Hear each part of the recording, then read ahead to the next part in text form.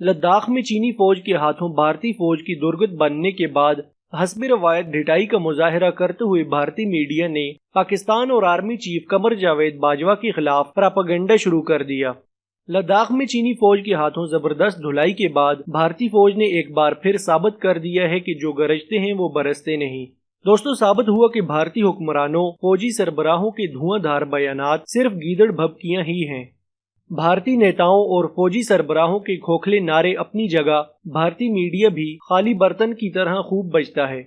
लद्दाख में चीन के हाथों शर्मनाक पसपाई के बाद भारतीय मीडिया की ढिठाई खुलकर सामने आ गई। चीन के हाथों शर्मनाक शिकस्त पर नादम होने के बजाय भारतीय मीडिया ने पाकिस्तान के खिलाफ जहर उगलना शुरू कर दिया।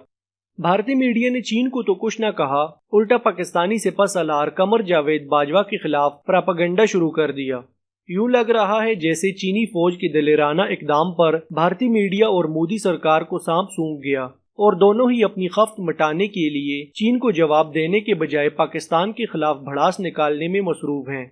दूसरी जानब सोशल मीडिया पर पाकिस्तानियों ने भारतीय फौज की खूब दुर्गत बनाई। लद्दाख आज भी सोशल मीडिया पर टॉप ट्रेंड कर रहा है।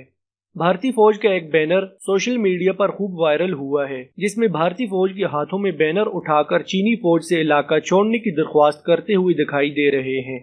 भारतीय और गैर मुल्की मीडिया के मुताबिक मशरकी लद्दाख में झील पेंगांग सो के करीब दोनों ममालिक की फौज के दरमियान झड़प हुई, जिसके बाद चीनी फौज ने भारतीय फौजी दस्ते को गिरफ्तार कर लिया और इनका असलहा भी अपने कब्जे में ले लिया।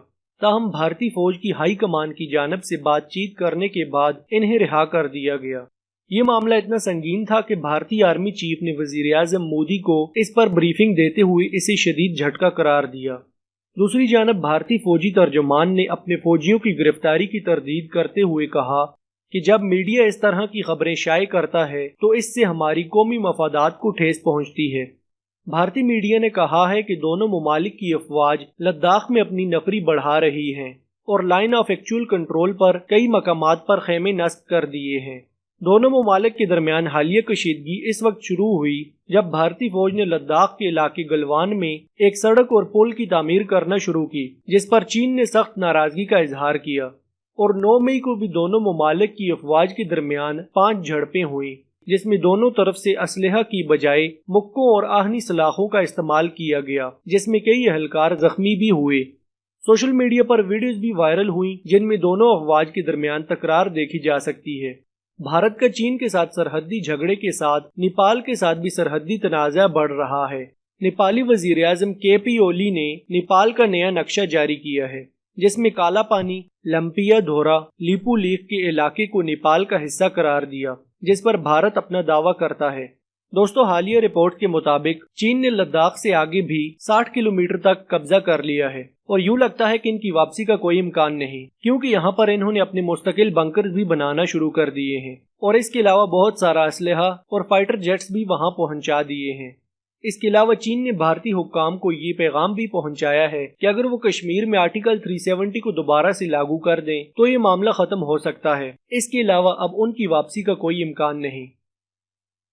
दोस्तों, इस बारे में आपकी क्या राय है? कमेंट सेक्शन में जरूर आगाह कीजिएगा। मजीद वीडियोस के लिए इस चैनल को सब्सक्राइब करें और साथ में मौजूद बेल के आइकन को भी प्रेस करें। अगली वीडियो तक के लिए इजाजत दीजिए। अल्लाह हाफिज।